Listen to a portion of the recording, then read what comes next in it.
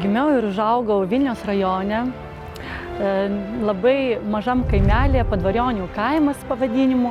Lankiau Lenkų vidurinę mokyklą, augau pagrinde tarp Lenkų kilmės žmonių ir galbūt tas temperamentas toksai iš ten, turbūt įskiepijo tėvai visą tą meilę muzikai, galbūt genai. Aš biškį groju akordeonu. Balsą turiu, bet dainuot, žinot, nedainavau niekur taip. Tėvas taip pat. Turbūt Dievas davė tokį talentą. Kiek save prisimenu, buvo šukos rankoje ir kol mama nemato, pasimavau prieš veidrodį ir tokią žvaigždę vaidinau. Nuo mažų dienų norėjau muzikuoti ir dalyvavau ansamblėje, chore mokyklinėme ir bažnytinį paskiau jau tokį chorą, ansambliuką. Paskui įstojau į muzikos mokyklą, akordeono klasę. Kai atėjo 12 metų, jinai jau žinojo, ko jinai norės.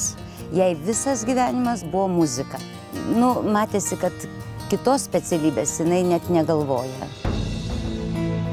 Po muzikos mokyklos įstojau į Vilniaus konservatoriją, paskui buvo pedagoginis universitetas, Romerio universitetas, bet apart visų mokslų, pedagoginių darbų jau vėliau visada dainuodavau.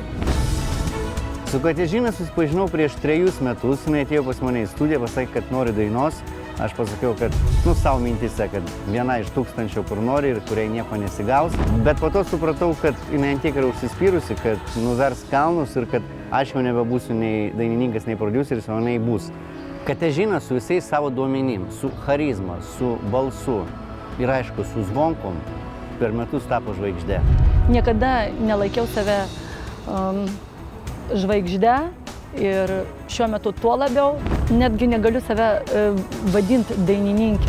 Aš esu atlikėja ir žmogus, kuris tiesiog daro tą, ką myli iš širdies. Už visą tai tikrai aš su likimui Dievui be galo dėkinga.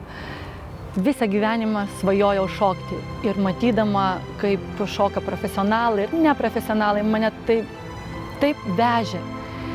Ir dabar ta svajonė pildosi. Jinai maksimalistė visur, muzikoje, dainavime, manau, lygiai taip pat bus ir šokiuose.